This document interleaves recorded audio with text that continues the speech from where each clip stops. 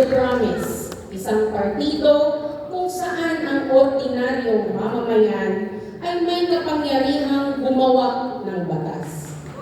Tumitindig tayo para sa Women's Political Participation Act para may ganap na espasyo ang mga kababaihan sa poder. Ipinaglalaban natin ang party list reform para sipain ang mga dinastiya at contractors na ninakaw ang upuan ng mga marginalized. Isinusulong din po natin ang anti-political dynasty law para ang gobyerno ay maging bukas para sa lahat, hindi lang para sa iilang apelyido. Mula sa maliit na pang-vote sa Simariki hanggang sa bulwagan ng batasan. Ang kwentong ito ay hindi lang kwento ko.